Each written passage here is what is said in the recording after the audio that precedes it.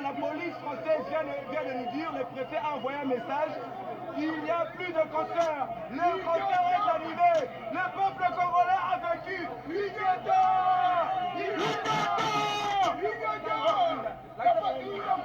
voilà, la lumière est éteinte, le concert de Wakanambe est annulé. Merci, monsieur le préfet. Merci, monsieur le préfet. Merci, monsieur le préfet.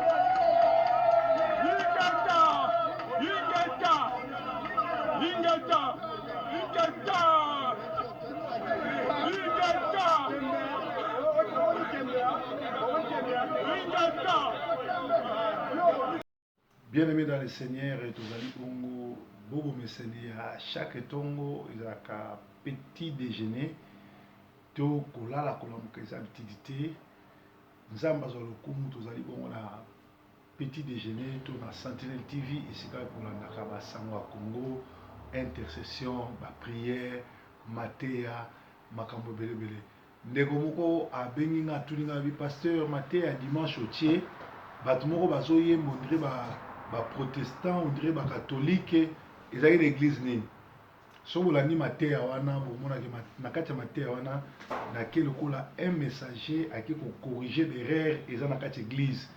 So ko tali même ko yemba na bango, même comportement na bango, omona ke baza vraiment ba catholique mais baza église de réveil. Mais to sungaki bango parce que même ba kiti ya ko yamba ba tei ba inde nga otia voter, ils ont l'église oyo pasteur bazali dirigé par basi na bango. Moi ça me un pasteur alini kiti na bango liboso ezaka bango mibale yo mupaya yo nani vous en esikate donc tout que vous corriger. Voilà, Dieu soit loué. Alors na petit déjeuner à l'élo boyebi que chaque lundi ezaka lo sambo toyaka kokumisa nzambe toyaka konetole toyaka kosanzola ye. Alors bato balandaka biso bayebi ke tozali kosambela mpona baconcert esimba te mpo bacongolais bazwa onction ya Samson mpo ete nzambe asala ya minene na mboka Congo. Alors bino moko boyebi actualité ali ke samedi le 15 juillet bacombattant babimaki lokola balion babimaki na onction ya Samson baarrete bozoba nyonso to baarrete baconcert yango tozokende opesa nzambe merci. Merci Jésus, merci Jésus, merci Jésus, merci Jésus, alléluia. Nous te louons, nous te louons, nous te louons, nous te louons, alléluia. Soyez élevé, soyez élevé, soyez élevé, soyez élevé, alléluia.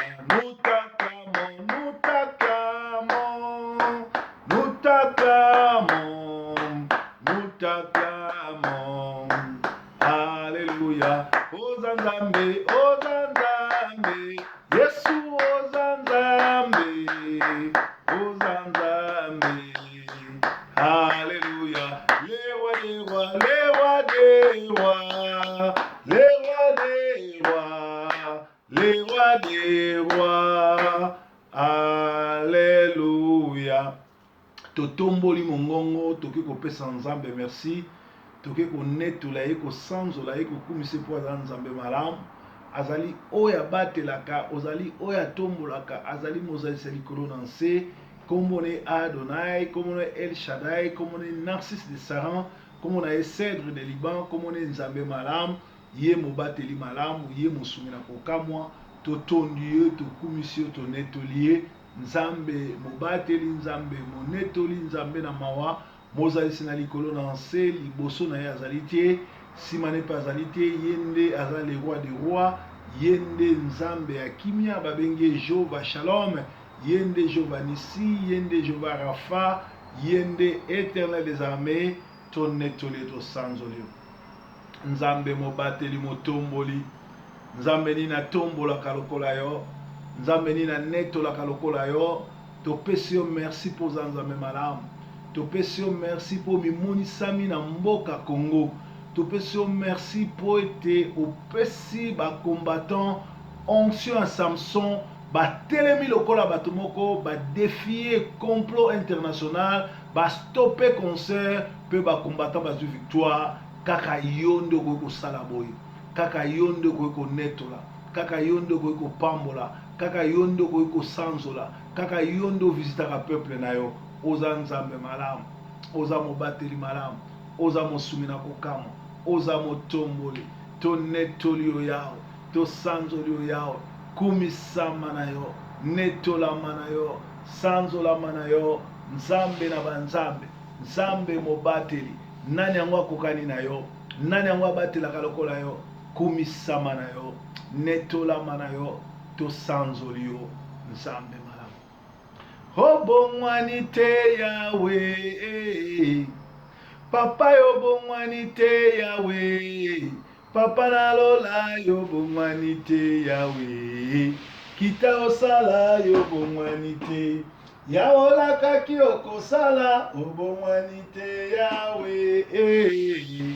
solo yo bongwani te yawe papa nalola yo bongwani te yawe kita osala yo bongwani te yawe o ndenge osalaki na Moïse papa ndenge osalaki na Farao papa sala na Kabila yo bongwani te yawe o barwande bapakata mbangu yo bongwani te yaolakaki okosala obongwani te yawe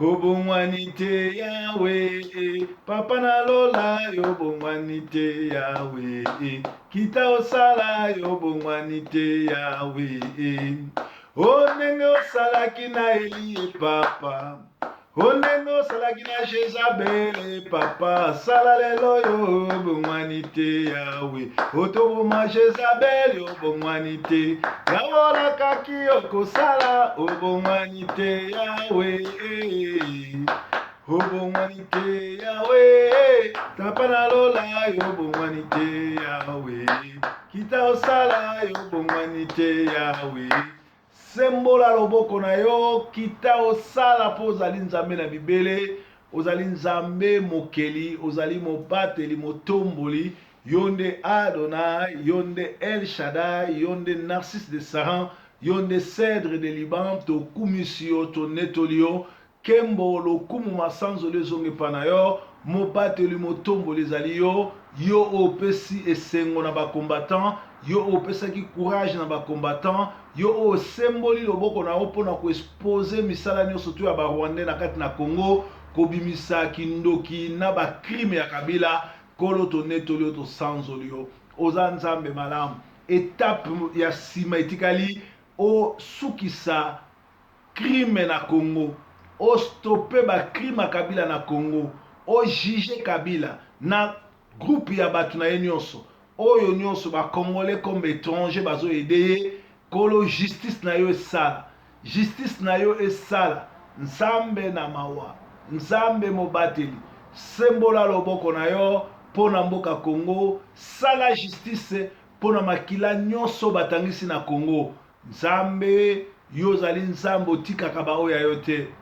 ozali nzambe ntango justice na yo ekitaka otikaka jamais ba coupable lokola ba innocent koloba oyo nyonso baza ba coupable ya crime na Congo banda ko juger bango banda ko juger bango banda ko juger bango banda ko juger bango sembola loboko na yo mosantu Yahweh kanga loboko soki ote nzambe Congo ekeye Yahweh sembola loboko soki ote Yahweh Congo ekei kolo biso moko tokokoka te. Congo ezali bongo héritage opesa na ba Congolais. Opesa Congo héritage na ba Rwandais te, na ba Tutsi te, na ba Ougandais te, na ba Zimbabwe te, na ba Tanzaniens te, na ba Sud-Africains te, na ba Ougandais te, na ba Rwandais te, na ba Burundais te, na ba Tanzaniens te, na ba Kenyans te. Yo pesa mabele ya Congo héritage na ba Congolais. Kolo sembola loboko no likolo ya mboka Congo. Juger ba oyo nyonso ba bomi, ba oyo nyonso baza na crime, ba oyo nyonso bakoti na kati ya système ya Kabila. Kolo sala ya minene. Kolo sala ya minene. Kolo sala ya minene. Kolo sala ya minene. Kolo sala ya minene. Kati na maboko na yo na ekomi bomba, sembola loboko na yo na bomoi nanga. Yesu yonkolo nanga, nakobanga lisusu te mikakatano. Nzambe ayebi malamu akosunga kolo Yesu Yesu yonkolo nanga, nakobanga lisusu te mikakatano. Nzambe ayebi malamu akosunga kolo Yesu Yesu yonkolo nanga, nakobanga lisusu te mikakatano. Nzambe ayebi malamu akosunga kolo Yesu Yesu yonkolo nanga, nakobanga lisusu te mikakatano. Nzambe ayebi malamu akosunga yonde Nzambe malamu, yonde mobateli malamu, yonde mosungi na kokamo, yonde motomboli, yonde monetoli, mozalisi na likolo ezali yo, hoya batelaka ezali yo, hoya tombolaka ezali yo, hoya kela likolo na nse ezali yo. Kumisama na yo, netolama na yo, sanzolama na yo, Nzambe na bibele, Nzambe na mawa, mobateli, motomboli. Kolo tozoke no bondela na ngongo, bato nyonso baza ba kolabo, baza ba congolais, baza ba musicien, bazali bongo bato ya théâtre, bazali bongo ba politicien, bazali bongo ba footballeur, bazali bongo ba journaliste, bato ya presse. Ba oyo nyonso ezala presse écrite, ezala presse audiovisuelle, oyo nyonso tu azali complice, azokumisa occupation, azokumisa ba crime ezoleka na Congo. Kolo banda ko juger bango, kolo banda ko juger bango, kolo banda ko juger bango. Ba oyo nyonso tu aza combattant, mais aye na combat po asala kombo, po ayiba lokola ba Rex Kazadi. Ayaki lokola combattant, mais na kati na ye azali bongo traître, azali bongo muto na misala mabe, banda ko juger bango, kolo beta bango tina 4e génération, loboko no na likolo enyonga bango po bayebaki ya solo yondo pesa Congo na Congo. Plan nyonso tu ya monde des ténèbres, plan nyonso tu ya balkanisation, plan nyonso tu ya communauté internationale ezala nul sans effet. Sembola loboko na yo, sembola loboko na yo, sembola loboko na yo, sembola loboko na yo, tomona loboko no yao, tomona loboko no yao, tointo mona loboko no yao tala bato bazokufa na Congo bato bazokunda na ba fausse commune na Katanga ba fausse commune na Kasai ba fausse commune na Bas-Congo ba fausse commune na Kinshasa un peu partout dans les fonds dans les forêts équatoriales esika nyonso makila ba congolais otanga kolo yo sala justice kolo yo sala justice kolo yo sala justice biso tozana makasi te makasi na biso ezali liloba na yo makasi na biso ezali korapele liloba na yo kitisa moto na yo kitisa moto na yo kitisa moto na yo zwa contrôle ya mboka Congo zwa contrôle ya mboka Congo mawa na yo yawe na bomoi na biso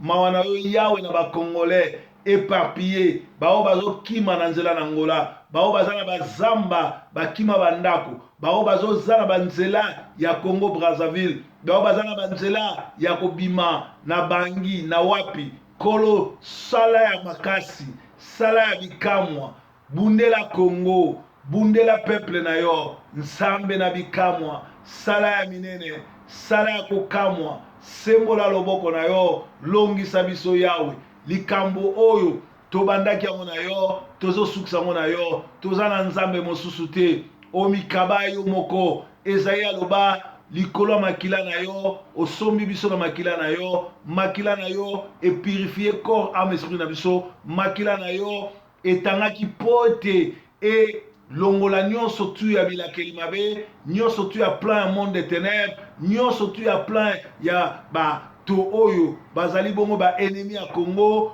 ba multi internationaux bato nyonso tu baza kotia misolo pona kobundisa Congo pona kobomisa bakongolais kolo ngonge koki ojuge bango sala ya kokamwa yao sala ya kokamwa yao sala ya kokamwa yao sala ya kokamwa yao nzambe monene lokola yo tomona te nzambe atombolaka lokola yo tomona te nzambe aloba mokili ezali kaka yo nzambe akela nyonso tu ezali yo nzambe monene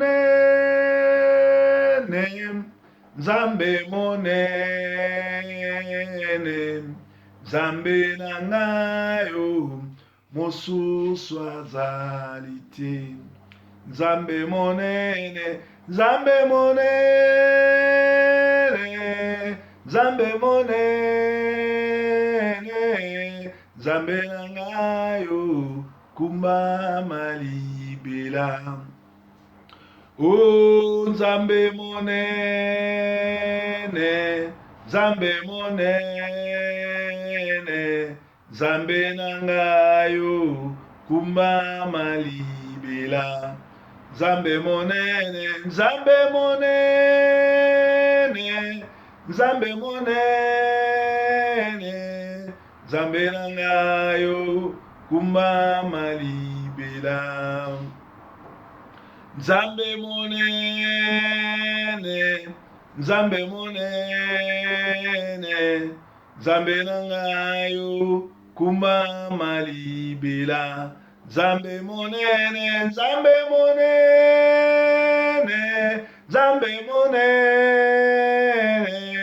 nzambe na ngayo kumba malibela kolo tozokende kokumisa yo tozosenga yo ovisite baeglise tozosenga yo ovisite peuple na yo eglise bandoki bakomi eglise bamarabu bakoti église basorcier bakomi bapasteur fongola peuple na yo miso bimisa baoya yo bible elobi ete na ntango ya suka apostasie ekokota bafaux prophétie ekokota bafausse doctrine ekokota yango tozovivre yango yawo kasi baoya yo protege bango église na yo ekoki koeshue te kolo sembola loboko no likolo na église na yo baoyo babengama baoyo baponama bimisa bango na baeglise ya gege bimisa bango na baeglise ya baaventurier bimisa bango na baeglise ya bato ya basimbakisi ya basirene kolo visite baeglise na yo visite basali na yo yo ozali nzambe na mawa ozali nzambe na mokamwa yawe na bikamwa sembola loboko na yo bato nyonso bamona yango bakumisa kombo na yo solo yawe na bikamwa sembola loboko na yo okabila na bato na ye bamona yango obakumisa kombo na yo yawe yawe na bikamwa sembola loboko na yo barwande bamona yango bakumisa kombo na yo obelela belela yawe yawe na bikamwa belela yawe azalaka na lola belela yawe yawe na bikamwa belela yawe azalaka na lola moiza belelaki yawe yawe na bikamwa yawe yanolaki na moto azalaka na lola biso mpe tobeleli yawe yawe na bikamwa yawe yanoli na moto o yawe yawe na bikamwa belela kombo na yo bato nyonso bamona yango bakumisa kombo na yo yawe na bikamwa sembola loboko na yo bato nyonso bamona yango bakumisa kombo na yo belela yawe yawe na bikamwa belela yawe azalaka na lola belela yawe yawe na bikamwa belela yawe azalaka na lola. Lundi à lelo lokolo ezali première journée ya semaine nazokende kopambola bino na qualité na nga mosali na nzambe ebandeli na yo bobimi na yo mpe bozongi na yo nzambe atambola na yo azonga na yo nzambe abatela bana na yo abatela bakoko na yo abatela bomoi na yo nyonso belelaka makila etangaki na Golgotha purifié corps âme esprit na yo makila ma yesu ezwa contrôle ya ndako na yo ya bana na yo ya mutuka otambolaka nango na train na avion na voiture na bus na vélo na makolo makila ma yesu ezwa contrôle ya vie na yo makila ma yesu etambola na yo ezonga na yo nzambe na bomoi avisite yo solution nyonso tu ya baproblème ozoluka eza na kombo na yesu nzambe avisite bino na nzela na post office nzambe avisite bino na nzela na internet na ba email nzambe avisite bino na nzela na telefone nzambe avisite bino na nzela na babanke bato baza na banyongo na bino bafuta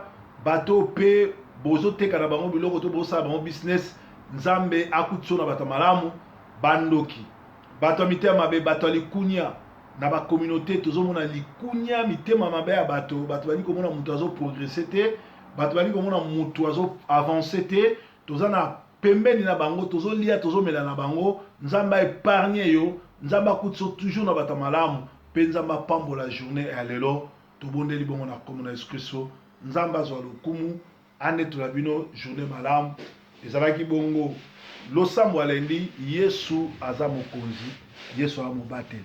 Bye bye. Au nom du Père et du Fils et du Saint-Esprit. Amen. Notre secours au nom du Seigneur qui a fait le ciel et la terre. Matin, soir, nous chanterons ses louanges, car nos cœurs demeurent à jamais en son amour. Aujourd'hui, le 22 juin 2017, le jour de la fête de Saint-Alban, patron de l'Église catholique libérale. Aujourd'hui aussi, moi, Monseigneur Mouchipa Izemba Luzolo, je porte plainte devant Dieu contre les évêques de l'Église catholique romaine du Congo-Kinshasa, contre les Nations Unies et contre toutes les puissances qui sont en train de tuer les Congolais. Je porte plainte devant Dieu. Ce n'est pas devant les hommes, devant Dieu. Contre les évêques de l'Église catholique romaine de la République démocratique du Congo, parce qu'ils ont exposé notre peuple au terroriste qui est Joseph Kanambe alias Kabila. Ces messieurs tuent beaucoup plus de gens que Hitler. Hitler n'a pas tué autant que lui, mais il est supporté. Tous ceux qui le supportent devant Dieu, je poste cette plainte-là devant Dieu contre toutes ces personnes-là. Tous les pouvoirs qui sont en train de les soutenir, et surtout les Nations Unies, qui ont plus de 20 000 troupes, agents de troupes sur le territoire congolais, mais on est en train de massacrer les Congolais comme les mouches. Que Dieu exauce ma prière, qu'il prenne cette plainte. Je répète, je dépose la plainte devant Dieu contre tous les évêques de l'église catholique romaine du Congo-Kinshasa, sauf contre le cardinal. Ce n'est pas parce qu'il est cardinal, mais parce qu'il a une vision, une même vision que nous, le peuple congolais. C'est pourquoi lui n'est pas concerné dans cette plainte devant Dieu. Mais les autres évêques, ils sont concernés dans cette plainte-là. Cette plainte, je la dépose devant Dieu contre les Nations Unies et contre toutes les puissances qui sont en train de supporter les terroristes Joseph alias Kanambe, alors que chez eux, ils tuent Ben Alden, parce que Ben Alden a tué quelques personnes. Ils tuent tous ces terroristes parce qu'ils sont en train de déranger la paix des hommes, mais ils sont en train de supporter Joseph Kanambe alias Kabila dans notre pays où il est en train de tuer des millions de personnes. Je porte plainte devant Dieu contre tous ceux qui le supportent. Moi, en tant qu'évêque de l'église catholique, moi, Mouchipa Izemba Luzolo, je porte plainte devant Dieu. Lui, Dieu qui n'a qu'à voir comment il doit nous juger sur ce problème ici. Je n'ai pas besoin d'aller porter des plaintes devant tous ces gens qui sont déjà en train de nous tuer. Je prends la parole de parler au vice-président de Senko. Je ne voudrais pas citer encore votre nom. Vous, évêque là, vous êtes en train maintenant de vous plaindre devant les Nations Unies parce qu'on a tué 3000 Kassaïens. Est-ce que vous ne le saviez pas? Si vous ne le saviez pas, vous n'êtes pas évêque.